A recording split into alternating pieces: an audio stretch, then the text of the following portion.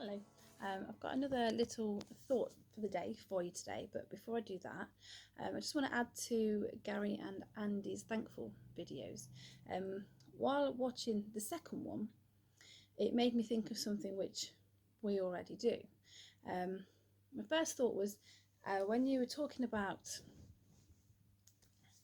finding the things to be thankful for within a horrible situation, I thought to myself, well, every time I get upset or sad that of the things that we can't have or do now that we did before, perhaps I could get the whiteboard out and write down something that I am thankful for in that situation instead. And then I remembered we already do something similar. You might have seen this if you've seen my Facebook video, but we have a memory jar. Slightly different for a thankfulness jar, but they kind of can be the same. So a few years ago, what we thought about, what I saw somewhere and I adopted this, was basically it's a new tradition that we do. It's a New Year's thing. So January to December, we try and remember, there's lots of times we forget, and write down anything that makes us smile, anything we were grateful for or happy that somebody did for us. What we do is we write it down on a little piece of paper. We don't show anybody. We'll pop it in here. And then on, hopefully it's full, then on New Year's Eve, we open the jar, we take one out at a time each and read it. We go around and read it each to each other. And we've just started to put on a frame as well. So we stick it all together and put it in a frame so we can see it the whole year round. And you could quite easily do that with things that you're thankful for as well.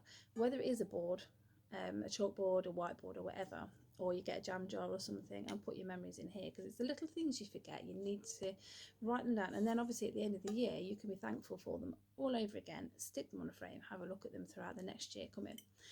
So that's something you could do whenever you feel bad about this whole situation. Think about something else within this situation that you're thankful to God for. Write it down, stick it in a jar, and then look at it at the end of the year as a family and see what you came up with. Okay, so I'm going to talk about today, I've titled it Don't Busy Your Mind. This is something I'm really good at doing. So lockdown or not, I don't like thinking. I don't like giving my mind time to think, because I don't like some of the bad things we have to live with. And that includes, sadly, some of the things within the Christian faith that, you don't like. There's certain things that we're not ready to see, perhaps mainly Revelation in some respects. So things like that. I don't like my mind to think. I like to live in the moment, and I like to plan for the future fun things that we're going to do with family and friends and stuff like that. And that's not always conducive to change and to allow God to talk to you and change you. So I do that by busying my mind a lot more during lockdown than I did before. So my go-to will be a light-hearted TV programme. At the minute, during lockdown, I have listened to a lot more audiobooks, which they all make time go faster as well. They're really useful because if there's a job I don't want to do, I just stick my earphones in, stick the book on, and I get the job done. But busying your mind means that you don't have time to think about things, which is what I'm trying to do, which is not a good thing all the time. There's nothing wrong with the TV in itself. There's nothing wrong with books, audio books, music, anything like that, as long as what you're putting in is wholesome, which is really hard to find nowadays on the TV.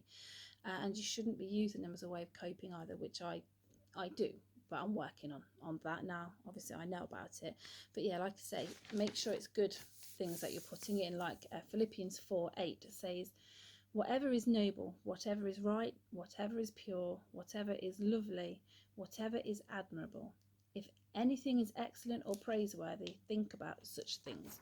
So they're the kind of things you should be putting in your mind through the TV or books or whatever. And busying your mind, like I said, means that you're not able to think, but it also means that you're not able to listen to God properly.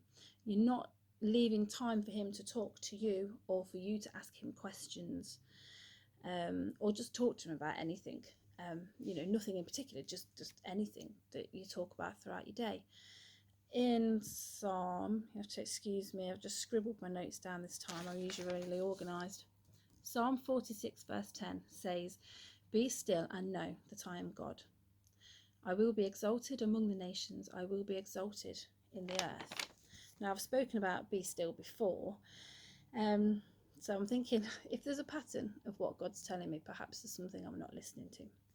So being still isn't just about being physically still. Obviously, that can focus your mind a little bit more if you're not faffing around and walking around and doing stuff, getting yourself a little bit distracted. But it also means still your mind. So there's room for God if you still your mind. If you don't still your mind, it's like having a conversation with somebody. I'm sure we've all done it. I'm sure I've all been the person talking to somebody who's not listening. You talk to somebody and they're not listening. They're all over the place. They look like they're listening maybe, but they're thinking about other things, and your words can't get through into their mind because there's other things in the way that it's just going in and bouncing back out again. Now, Psalm 37 verse 7 says, "Be still before the Lord and wait patiently for him." Now, you don't have to be sat waiting. You don't have to be sat still or standing still or whatever. You could be walking around, having a walk outside or just around the house or whatever, washing up, doing the lawn, or cleaning the bathroom. But as long as your mind is still and not overloaded with some kind of chaos, like an audio book going through your head or music worship music, but sometimes you still need that still mind with no music of any kind. Nothing's making your head noisy on the inside. It just needs to be silent so that the words can go in and you can hear them, and you can kind of mull them around a little bit. Psalm 62 5, "For God alone, O my soul, wait in silence, for my hope is from him." So just to back up what I've just said. So if we're using TV or music or audio books or whatever else, or podcasts or whatever you choose to listen to cope, we're missing the point. And I do this all the time, I know. And you know that you're missing the point and it's not going to work because you're looking for more and more things to watch on TV. You're looking for more and more things to listen to, and you're almost kind of in a bit of a panic because you've finished your book, you've finished your TV series, you've just watched that one again, you've watched 10 times before. What can I watch now? What can I watch now? I can't let my mind be still. I can't let my mind be calm and quiet because something will creep in. I've got to think about something. But we're missing the point if we're using it to cope, because God's hope is for us, and that will help us to cope, not the TV, not the next comedy series, not the next in line of your book series or the podcast that's coming out tomorrow live. That will not help us to cope. So like I say, listening to these things and everything I think is fine, but don't use them to help you to cope. If you're stressing and panicking because you've got to find something else to watch or listen to open your Bible or look. Now there's loads online, which is brilliant. Look at some of Sowerby Baptist Church teachings. Look at Life Church. Look at Charlotte Gamble. Look at anything. Mike Pilavachi. If you want just something to listen to or to watch, open one of the church things that you're familiar with. Fill your mind with that, and I can guarantee you it will calm you down. It will ground you in the moment, and it will just calm you, even though you're still dealing with the same thing you were dealing with before. And actually, when you still your mind, I find that those things that I'm scared of don't come into my mind at all anyway. And it focuses me on better things. Job chapter 6 verse 24, "Teach me and I will be silent. Make me understand how I have gone astray." Okay, we have to be silent, even if it's just a little bit, before we can be taught. If you've got too much noise, like I said before, in your mind, nothing's going to go in. You're not going to hear anything, so you can't learn anything. we need to hear where we've gone astray. Even if we don't like it, we still need to hear where we've gone astray so that we can ask God to help us put it right. You know, also, God might just want to talk to you. He might not have anything to ask you to do, or anything you've done wrong. He might just want to talk to you. He might just want to highlight something in the Bible that you've not noticed before, you know. But if you're not quiet and still, he's not going to get in.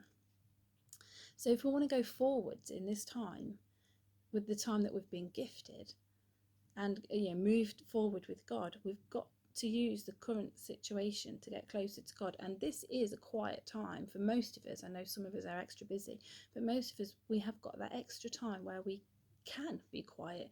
Don't sit there, like I do in the living room on your own thinking, oh, what can I fill the room with? What can I put on now? What can I do? Just be silent, be still. Ask if God's got anything to say to you. If we want to move forwards in this time, we have got to stop busying our minds. We've got to still them and listen. That's the starting point. Bye bye.